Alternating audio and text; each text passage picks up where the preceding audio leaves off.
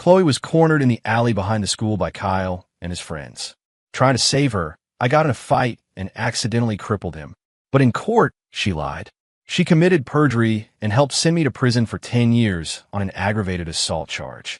The day I got out, I tracked her down, furious, needing to know why. I found her wrapped in Kyle's arms. "If it wasn't for you, King wouldn't be in a wheelchair," she sneered. "How could you be so vicious? You should have just rotted in that cell." It turned out that my heroic rescue was just an obstacle to their love story.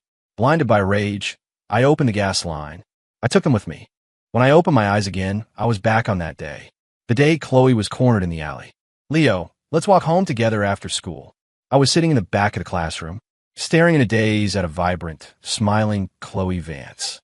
In my last life, it started just like this. Chloe suddenly asking to walk home together.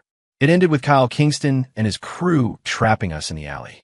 Chloe had huddled in a corner, trembling, begging me to save her. I tried to protect her. I ended up a bloody mess on the pavement. After that, Kyle's family sued. I was charged with aggravated assault. I never expected Chloe to lie on the stand, telling the jury she and Kyle were just friends hanging out. She said I was the one who went crazy and attacked him. 10 years. I was sentenced to 10 years in prison.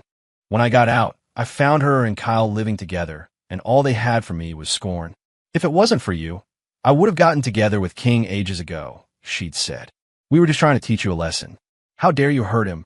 You should have just died in prison." I remembered the hiss of the gas, the spark. I took them both with me, and then I woke up, right back here, the day it all began. This time, I wouldn't fall into the trap of their twisted romance. I snapped back to reality. Chloe was looking at me, impatient. "What are you spacing out for? You're always begging to walk home with me." "Fine, I'll let you, but we're taking the route I choose." "My way, okay." I clenched my fists under the desk, fighting the overwhelming urge for revenge. I forced my voice to be flat, neutral. "You go ahead. I have to stay and finish some homework. I'll be home late." Chloe shot me a surprised look, then seemed troubled. "But I'm kind of scared to walk that way by myself. Can't you just do me this one favor? Please." She pressed her palms together, putting on a cute, pleading face. In my past life, that look would have made me melt. I would have done anything she asked. But now it just made my stomach turn. She was engineering a chance encounter with her crush, and she wanted to use me as a prop. How pathetic. "Don't bother me. I'm studying." Chloe stomped her foot and stormed off, clearly annoyed. 7 o'clock. I finished my practice exams and calmly packed my bag. As I was leaving the empty school, my phone rang. It was Chloe. I hesitated for a second. Then I hit the record button before answering the call. "Leo, Kyle and his guys have me cornered in the alley off Miller Street. I'm so scared." A sarcastic smile touched my lips. She went there on purpose, and now she was calling me for help. Was this some kind of act for Kyle, playing hard to get? I wasn't playing along this time. "Do you want me to call the cops?" There was a moment of silence on the other end. "No, don't worry," I said, my voice dripping with false concern. "I'll bring the police to rescue you right away. Just tell me exactly where you are." Her voice turned frantic. "Kyle and I are friends. You don't need to get involved. If you dare call the cops or my parents, I will never speak to you again." The line went dead. I just stood there. In that moment, the sheer injustice of my last life's prison sentence hit me with stunning clarity. I was so incredibly wronged. I carefully saved the audio file. When I got home, my parents had dinner waiting for me. I thought about my last life, how they had aged overnight when I was convicted, their hair turning gray as they spent years fighting for me. A lump formed in my throat, and I almost burst into tears right there. "You guys start without me. I'm just going to wash up." I splashed cold water on my face in the bathroom, steadying myself before I walked out. I had just sat down at the table when there was a frantic knock on the door. It was Chloe's mom. She rushed inside without even taking off her shoes, her voice tight with panic. "Where's Chloe? I thought she was with you. Why didn't she come home with you? I've been calling and calling, and she won't pick up. What if something happened?" I didn't know if something had happened. All I knew was that if it did, Chloe had walked right into it. It had nothing to do with me. I wasn't taking the blame for this. I just shrugged innocently. "Mrs. Vance, she doesn't usually like walking with me. We're practically adults. I can't exactly force her, can I? Besides," I added, "college applications are due in a few months. I've got a ton of studying to do. I don't really have the energy to worry about other things." I wanted nothing to do with her family's drama. So I just played dumb to all her questions. A person has to be missing for 24 hours before the police will even file a report, so there was nothing she could do but go home and wait. After she left, my parents looked at me, curious about my sudden change in attitude. I thought you've always liked that Vance girl. That was before. I'm over her now. In this life, all I wanted was to live in peace. My parents exchanged a look as if they wanted to ask more, but were afraid of upsetting me, so they dropped it. Around 10 that night, Chloe finally came home. She was a complete wreck. Her clothes were torn, she had a fresh bruise on her face, and there were suspicious-looking red marks on her neck. Mrs. Vance dragged her straight over to our house, her face a mask of fury. "Leo, Chloe called you for help. Why didn't you go? Now she's been assaulted by those thugs, and it's all your fault." I looked at Chloe, feigning surprise. "Didn't you tell me not to get involved?" She flinched, avoiding my eyes. "If you had just gotten there sooner to protect me, none of this would have happened. I didn't even know those guys. You have no idea how helpless I was." Hearing this, Mrs. Vance got even angrier and lunged at me, but my mom stepped in and blocked her. Panting, Mrs. Vance pointed a trembling finger at me. "If you don't give me a proper explanation for what happened to my daughter today, this isn't over." Faced with this baseless accusation, I just looked at Chloe. She shrank behind her mother. She secretly made a pleading gesture at me, begging me to take the fall. It was always like this ever since we were kids. No matter what she did wrong, she'd find a way to pin the blame on me. I ignored her silent plea and took out my phone. As Chloe watched in disbelief, I played the call recording, turning the volume all the way up. The audio filled the room, crisp and clear. "Do you want me to call the cops?" "Kyle and I are friends. You don't need to get involved. If you dare call the cops or my parents, I will never speak to you again." A heavy silence fell over the room. I looked pointedly at Mrs. Vance. "You heard her. She specifically went to see a friend. I figure I shouldn't tag along and be a third wheel." Mrs. Vance's face turned a shade of deep purple. She spun around and slapped Chloe hard across the face. "Have you no self-respect? Getting involved with a punk like that? What kind of future do you think you'll have?" "I don't know those guys," Chloe shrieked. "He's lying to you. That recording is fake." "Then let's call the police," I said calmly. "We'll have them arrest this." "What was his name?" "King." Chloe's face went pale. She grabbed her mother's arm. "Don't you dare. If you do anything to hurt King, I'll jump off a bridge." Watching the two of them scream at each other, my parents and I awkwardly tried to mediate. We finally managed to usher them back to their own house. Once our door was closed, my parents just looked at each other and sighed. Then they went to bed. I put in my earbuds, blocking out the shouting from next door, and did half a practice SAT before going to sleep. In the end, the Vances never called the police. Chloe took a week off from school. When she came back, she sought me out immediately. She looked so pitiful, her eyes brimming with unshed tears of grievance. "Do you have any idea what I've been through this past week? You said you liked me, so why didn't you just take the blame for me?" For a split second, the image of her now overlapped with my childhood memories. Back then, whenever she made that pathetic face, I would feel a crushing guilt for not protecting her better. I'd give her all my toys and snacks, just to see her smile again. Too bad. Those days were long gone. Chloe continued. "Kyle asked me to go to the arcade with him tonight. You have to cover for me with my parents. If you do, I'll forgive you." I glanced at her briefly before turning back to my textbook. My reply was ice cold. "Not happening. You can explain it to your parents yourself." When she realized I wouldn't agree, she got angry and deliberately knocked my books off my desk as she left. "You're such a jerk." I thought that by staying out of Chloe's drama, I could finally focus on my studies. I was wrong. Kyle Kingston decided to come after me. During lunch break, he showed up in the crowded hallway with Chloe in tow. "Listen up, Miller. Stay away from Chloe. She's mine." Then, not caring that dozens of other students were watching, he grabbed Chloe by the neck with one hand and slammed her against the lockers. As everyone gasped, Kyle roughly smashed his mouth against hers. Chloe cried out in pain and covered her lips, and I could see a trickle of blood. Students scattered, and I saw someone run off, probably to get a teacher. Chloe just hung there like a rag doll, completely limp in Kyle's grasp. Her eyes, however, were locked on me, silently screaming for help.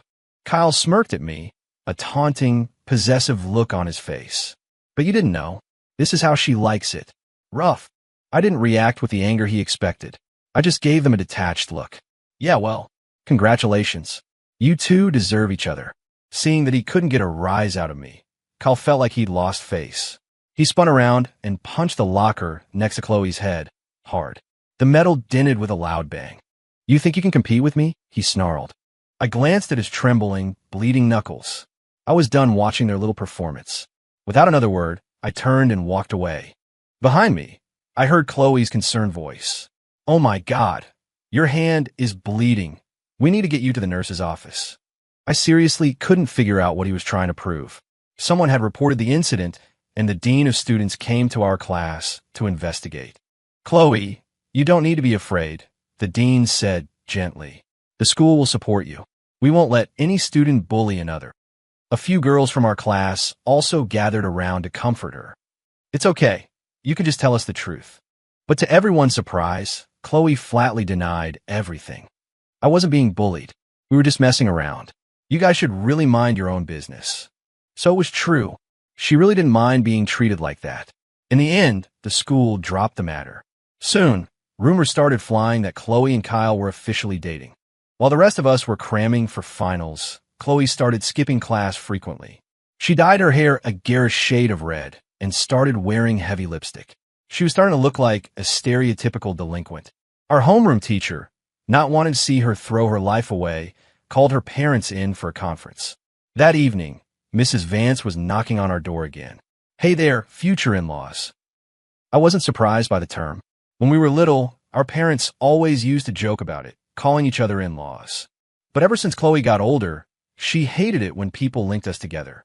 The Vances had specifically asked my parents to stop using that term years ago. For her to be using it now, trying to sound so familiar, could only mean trouble. Sure enough, a second later, Mrs. Vance stated her purpose. Our kids grew up together. They know each other inside and out. And with graduation just around the corner, we have to think about their future. Why don't we have Leo tutor Chloe for a bit? Well, everyone had seen how much Chloe had changed recently. My parents looked at me, uncertain. I just spread my hands helplessly. Mrs. Vance, I have to study for my own exams that my schedule is packed. I'm afraid I just don't have any extra time to tutor her. Mrs. Vance looked at me with disapproval. How can you be so selfish? You two are going to build a family together one day. What's wrong with making a little sacrifice for her now? I let out a sarcastic laugh. Mrs. Vance, you really shouldn't say things like that. She has a boyfriend, you know. But her next words made my blood run cold. Chloe's still young. That Kyle is not a reliable boy. I'll never approve of him. When she comes to her senses, she'll come back. Besides, she continued, it's perfectly normal for girls these days to have a few boyfriends before they get married. You're a boy. You need to be more generous. Don't be so old-fashioned. Old-fashioned? Was that what this was about? The image of Kyle choking Chloe against the lockers flashed in my mind, followed by the memory of her defending him. I felt sick. I raised my voice. I would rather stay single my entire life than marry Chloe Vance. Mrs. Vance frowned, pointing her finger at me. Getting jealous won't help. You should be thinking about how you could do more for her, so she'll remember how good you are. You're not even married yet, and you're already trying to control who she sees? What's going to happen if you do get married? Is she not allowed to have male friends? I was so disgusted I couldn't take it anymore. I pointed to the door. Please leave my house. Seeing that I was serious, Mrs. Vance left, grumbling under her breath. The three of us sat in silence for a long time. The next morning, an indignant Chloe cornered me at school. Why didn't you agree to tutor me? Now my mom signed me up for a weekend SAT prep course. I have no time to go on dates. Are you happy now? Go tell my mom right now that you've changed your mind and you'll tutor me. If you do, I won't hold a grudge for you being such a jerk before. As if I would ever help her. I looked at her, my face a blank mask, and said flatly, impossible. Chloe's expression soured, and she looked like she was about to explode. But then she reined in her temper and forced a smile she probably thought was sweet. She reached out to hug me. Leo, my sweet Leo, please help me out. You always used to help me when we were little. I'm begging you. She had changed so much lately. Even when she was trying to act innocent, she couldn't hide the trashy vibe she now gave off. I pushed her away, repulsed. Graduation is right around the corner. I'm busy studying. Don't come looking for me anymore. Chloe finally lost it. Leo, don't be an ungrateful prick. I'm practically begging you. What more do you want? All you do is study, study, study. Do you know why I don't like you? It's because you're a boring nerd. You have no passion. I really didn't get it. I didn't understand how someone could mistake abuse for romance. My eyes flickered to the fading bruises on her neck. I replied coolly, "You two are definitely hard to understand." I didn't agree to tutor Chloe. She ended up going on her date anyway. That weekend, while I was at home studying, I heard a massive fight break out next door. What is so great about that Kyle kid? What has he done to you? He hits you. If you set 1 foot out of this house today, I swear I will disown you. Go ahead. Disown me. Just get out of my way. You don't understand me at all. All you ever do is tell me to study. You're nothing like King. The ramen he makes for me tastes like the home I've always wanted. Besides, he hits me because he loves me. You're just an old fossil. You don't understand love. Get back here. You get back here right now. I shook my head, put my earbuds in, and went back to my review sheets. That night, my parents came home late. My mom looked at me cautiously. Chloe's mom collapsed today. She was chasing after Chloe and had a heart attack. She's in the hospital. Your father and I went to help out. We heard Chloe ran off to meet that punk. She didn't even care that her mom was being rushed to the ER. She just left. That girl used to be so sweet. I don't even recognize her anymore. Chloe was that cruel?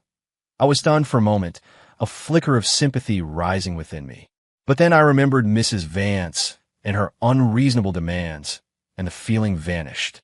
A polite hospital visit is fine, I said nonchalantly. But it's their family business. It has nothing to do with us. That may be true, but sigh. My dad sighed heavily, looking at me with a complicated expression. I couldn't tell if it was relief or something else. Chloe started staying out all night. She never came home, not even when her mother was discharged from the hospital. We didn't see her at school either. Time flew by, and soon it was time for finals. Walking out of my last exam, I felt a huge wave of relief wash over me. In my last life, I never got to take my finals, never went to college. I had finally made up for that regret. A week after graduation, Chloe finally came home. She was covered in bruises, and she was pregnant. My parents were out that day when Mrs. Vance showed up at our door, dragging Chloe with her. Leo, honey, you two have been so close since you were kids. Please, help me convince her to get an abortion. That cowboy is just no good. Chloe was sobbing. King is such a monster. He brought another girl home and made me wait on them.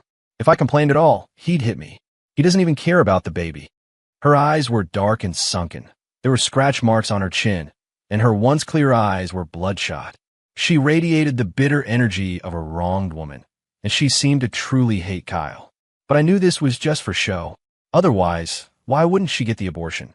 Why was she so determined to have Kyle's baby? I gave a non-committal response. She's an adult now.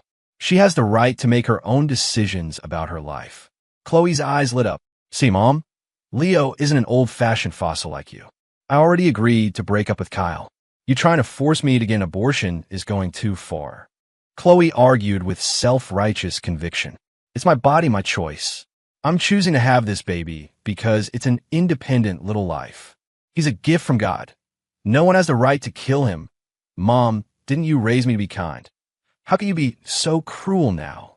I was speechless. Mrs. Vance's face turned ashen.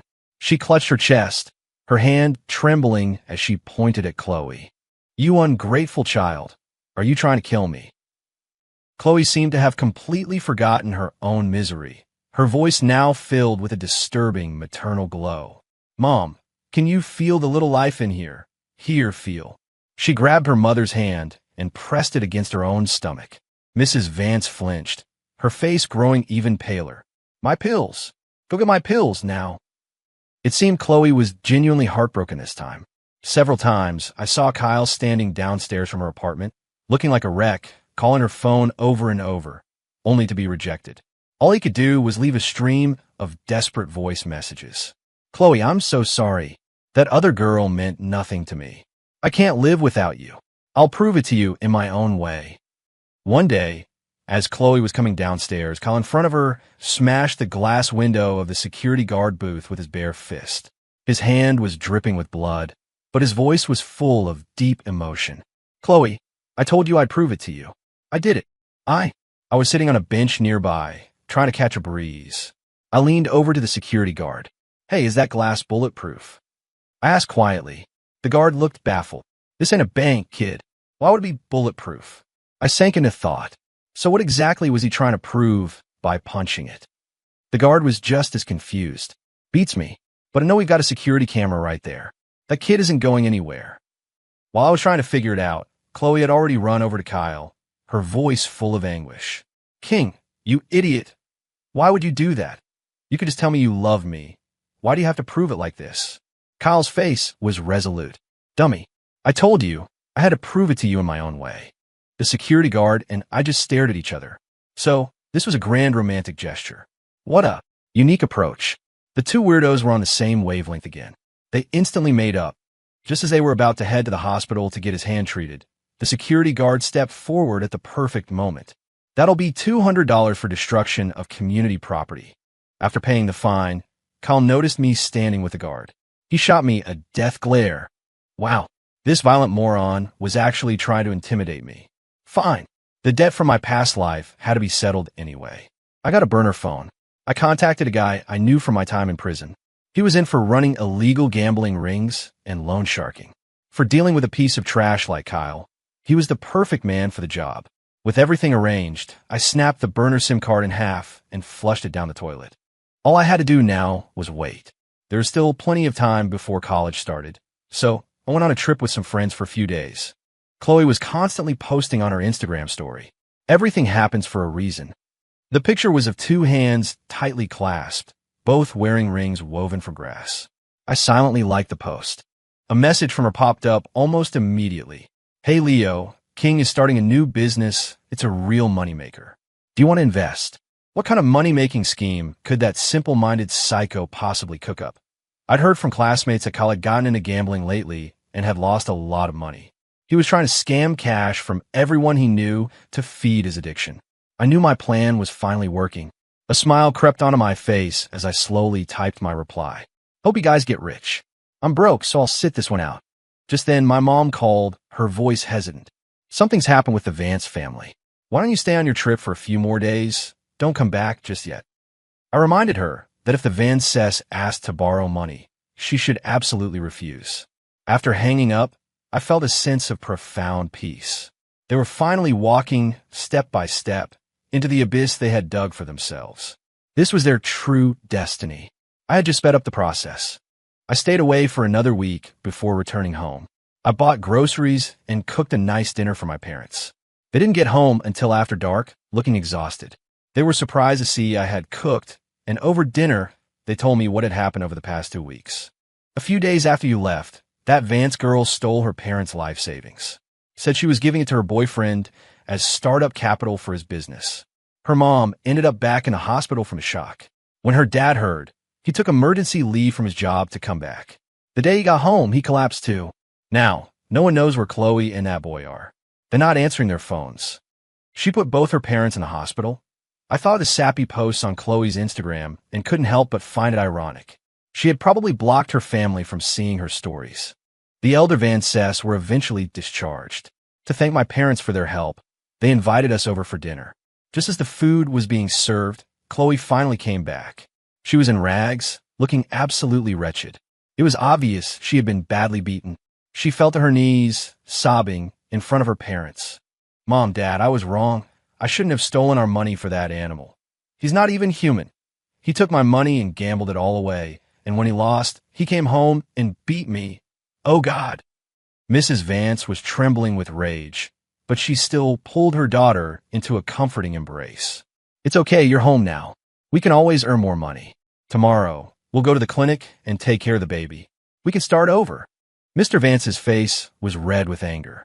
He gave his daughter a look of pure disappointment. First, we deal with the baby.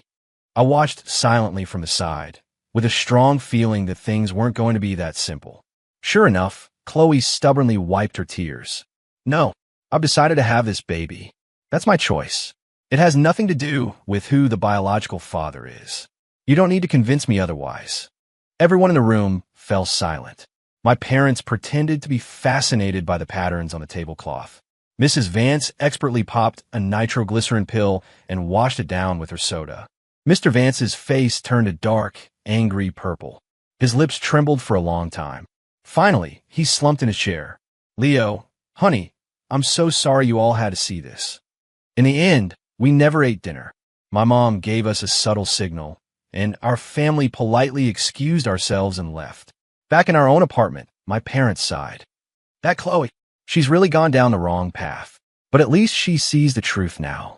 That's a good thing. I didn't agree. Chloe, admit she was wrong? Not a chance. And I was right. A couple of days later, I saw Chloe downstairs, whispering into her phone. Don't hurt him. I'll pay you the money he owes. How much is it? Just give me a number.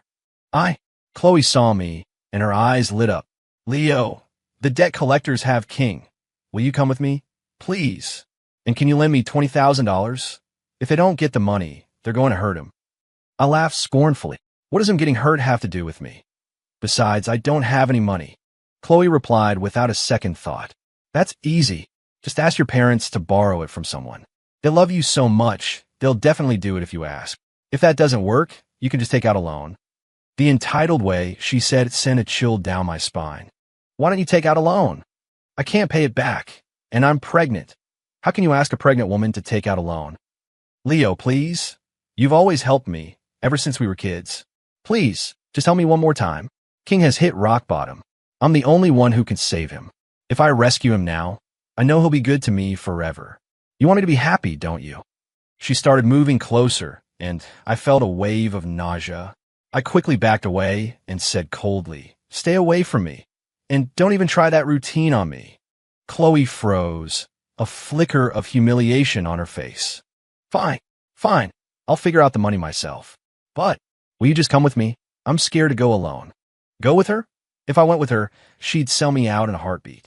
I refused, and then urged her on. I'm not going. If you want to save Kyle, you better hurry. If you're late, who knows if he'll make it out alive.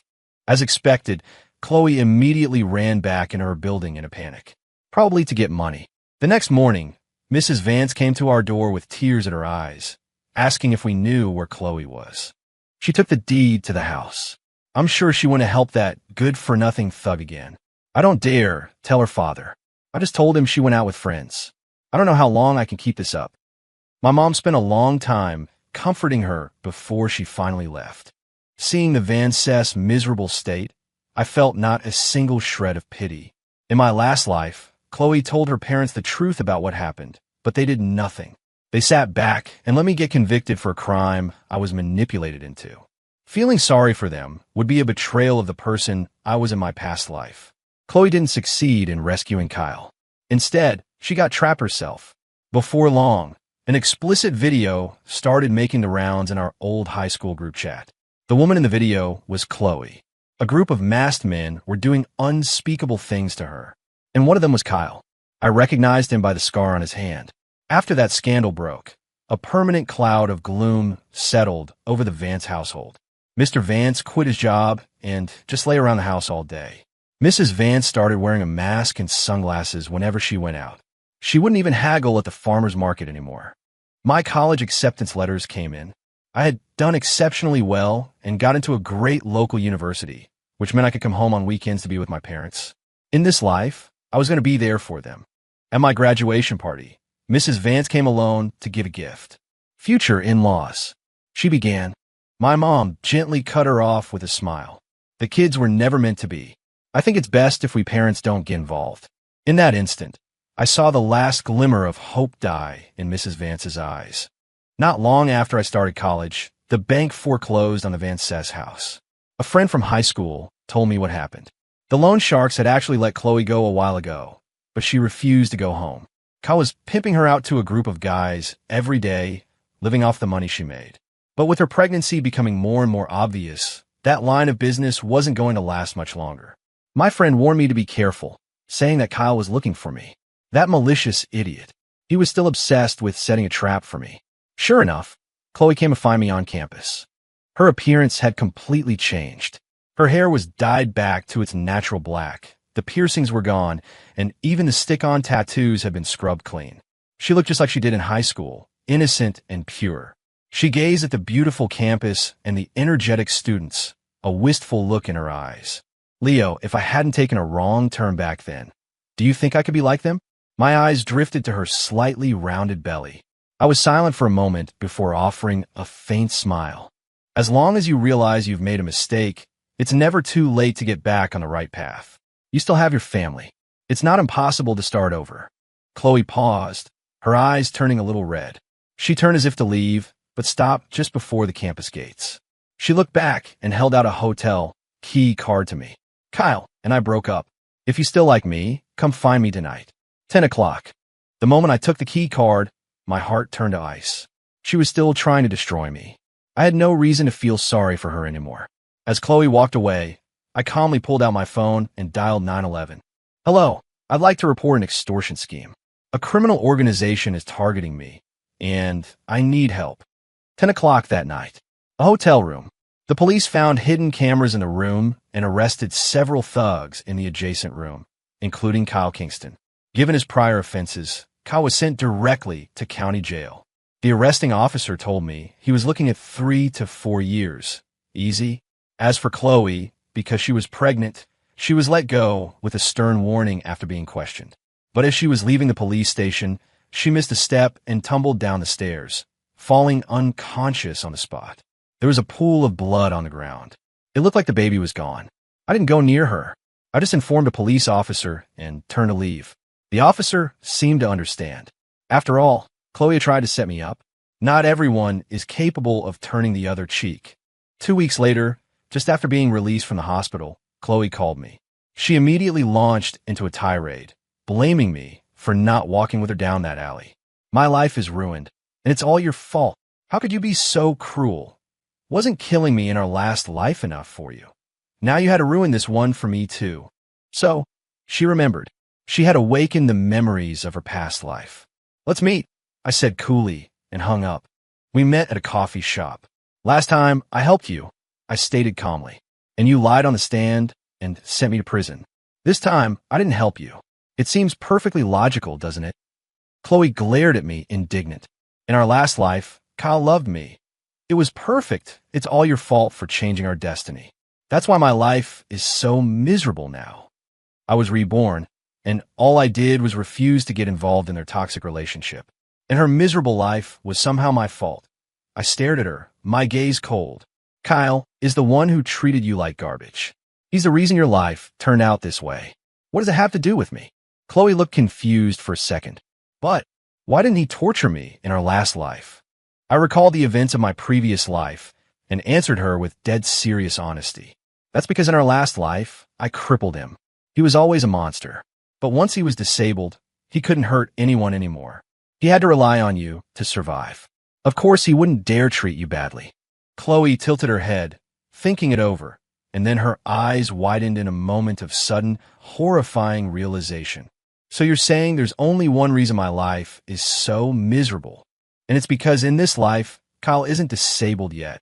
Are you telling me that if he becomes a cripple, he'll be good to me again? Even though I was already familiar with her twisted logic, her conclusion still managed to shock me. My mouth twitched. If you insist on looking at it that way, I said slowly, then logically you're not wrong. But I'm not suggesting you do anything. Chloe left. I later heard from a high school friend that her fall had caused severe internal bleeding. To save her life, doctors had to perform a hysterectomy. She had fallen into a deep depression. But now, she had a new purpose, to win back her love. She would be waiting for Kyle when he got out of prison, ready to shower him with affection. I couldn't help but let out a dry, humorless laugh, knowing Chloe's thought process, who knew how things would unfold. During my senior year of college, Kyle Kingston was finally released from prison. Chloe, against her parents' wishes, secretly went to pick him up. They rented an apartment together. From what I heard, he hadn't changed a bit. He was still addicted to gambling and would beat her whenever he was in a bad mood. He even forced her into sex work to support his habit, and Chloe never resisted. It seemed there really was no cure for being lovesick. I was a little disappointed, but I didn't dwell on it. I focused on my life, finishing my internship, and used my knowledge from my past life to invest in some stocks that I knew would take off. One day, I closed my trading app, about to start a game, when a news alert popped up on my phone. Woman suffering from long-term domestic abuse has psychotic break, drugs husband, and severs his Achilles tendons. The woman's face in the photo was blurred, but I recognized her immediately. It was Chloe, because she was diagnosed with temporary insanity brought on by abuse. Chloe was sent to a psychiatric facility for a short period of mandatory treatment. She was released without facing any criminal charges. As for me, I made a fortune in the stock market and quit my job to become a full-time investor. Occasionally, Chloe posts pictures on Instagram, showing off her happy relationship. I always make sure to like them. My career is soaring, and she has her perfect love story. We both have bright futures ahead of us. Putting down my phone, I poured myself a glass of red wine and raised it in a silent toast to the man I used to be. This life is a good life. 19 Epilogue. Chloe's story, my name is Chloe Vance. I have a childhood friend who loves me more than anything. His name is Leo, and ever since we were kids, he would do whatever I wanted. But I don't know why. Lately, he's been acting so difficult. Maybe it's because I fell in love with Kyle. I can't help it. I don't like nice guys. Leo just isn't my type. A real man should be like Kyle. Wild, brave, and direct. He never hides how he feels about me, and his way of expressing it is so raw and honest. He never cares about what I think. He just kisses me whenever he wants. It's rough, but I don't mind it. To me, that's what a man should be. One day, Kyle hinted that he wanted to meet me in the alley. I was dying to go, but I hesitated. A girl going to meet a boy alone. Wouldn't that seem improper? So, I decided to ask Leo to come with me. But he actually refused. From that moment on, things started to go wrong. It turned out Kyle wasn't a good man. He gambled, he cheated, and he liked to hit me. When he got into debt, he even forced me to sell my body to pay it off. My parents begged me to get an abortion and leave him. I knew he was a black hole, but I couldn't control how much I loved him. Finally, after everything fell apart, I remembered my past life. I finally understood. The reason my life was so miserable was because Leo had changed. I furiously confronted him, but somehow he convinced me I was wrong. After all, Leo had never actually hurt me. I decided I would wait for Kyle to get out of prison. I would try my best to change him. And if I couldn't change him, I would make him a cripple. This was my grand plan to save our love. In the end, it worked. Kyle now loves me to death. I finally have the love I always wanted. And Leo's career is taking off. Me and my childhood friend, we both have bright futures ahead of us.